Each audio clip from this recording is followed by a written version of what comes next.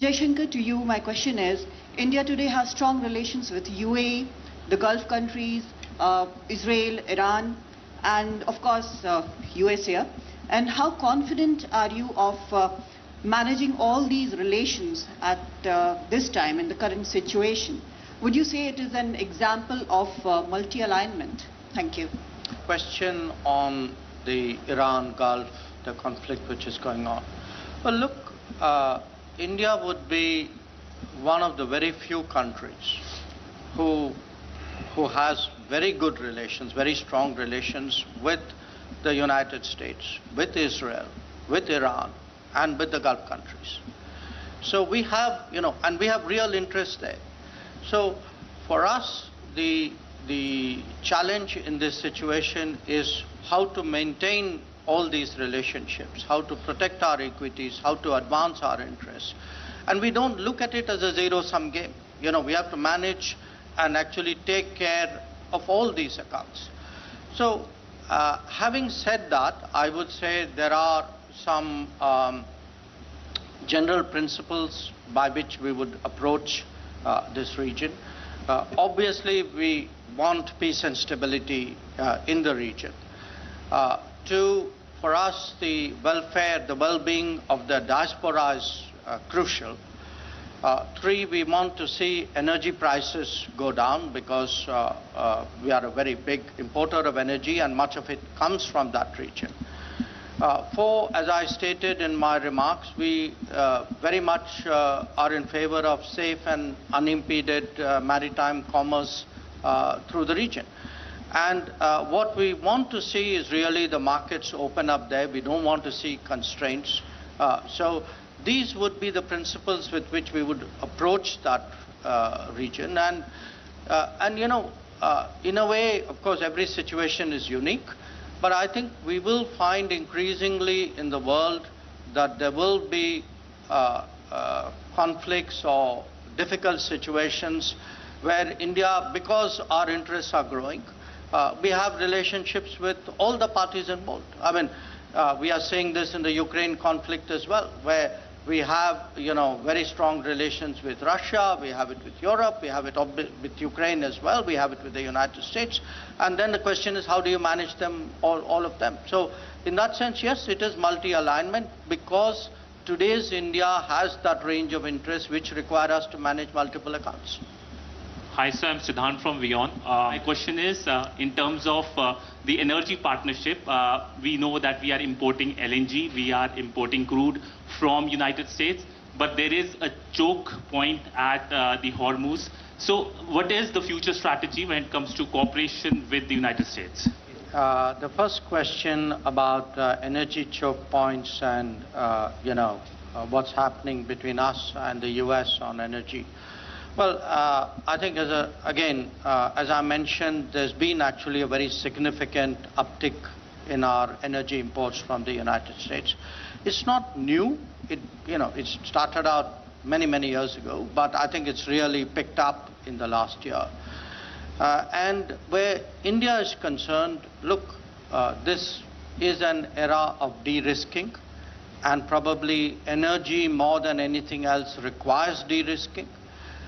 So a big country, if you are to do de-risking, looks at multiple sourcing. And for us, the United States has emerged as a very significant and reliable source of energy, as indeed have some other countries.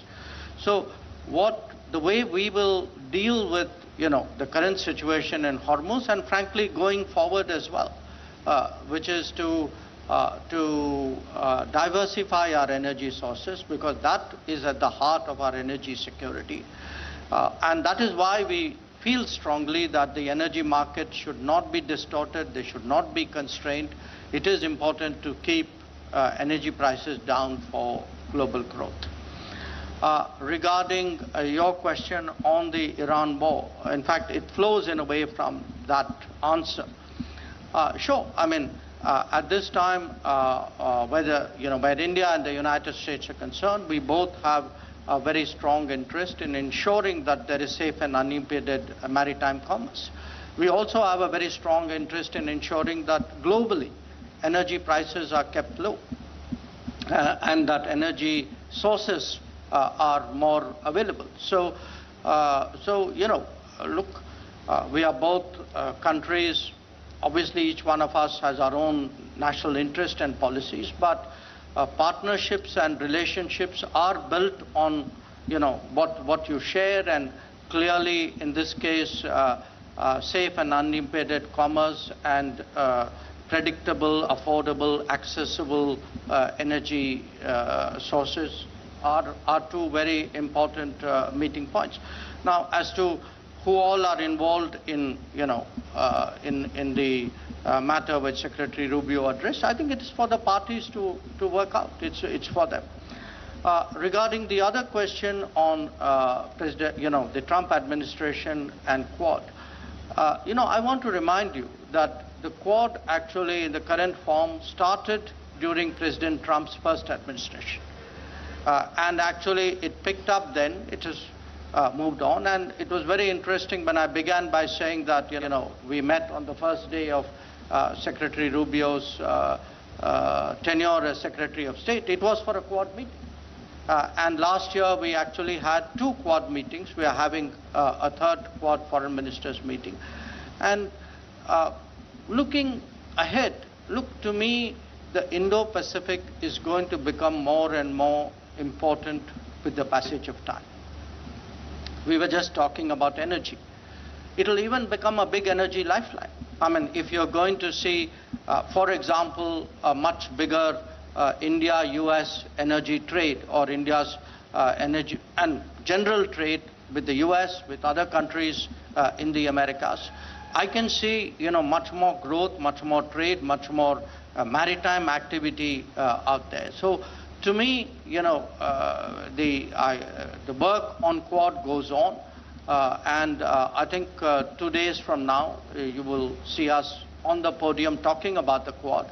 And I can assure you, we will have a good, strong story to tell. Foreign Minister Jaishankar, what are India's expectations from the Trump administration at this stage of the relationship, when we are also facing the consequences of conflicts, geopolitical headwinds, especially on our energy security? And a question for the External Affairs Minister.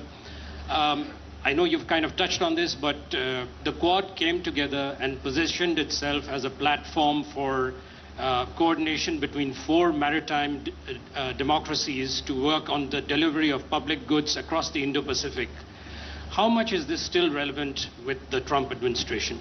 And Mr. External Affairs Minister, given how hard the energy crisis is currently hitting your country, did you discuss with your American counterparts further sanctions waivers, particularly on Russian oil and other oil purchases?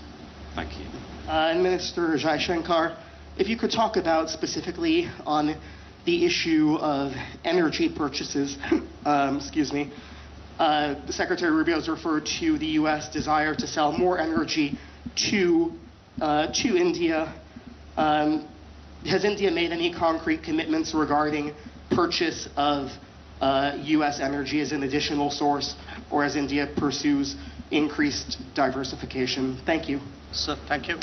Well, I have one question on expectations from the Trump administration, 3 questions on energy which sort of overlap, and 1 question on the Quad. So I'll take them in that order.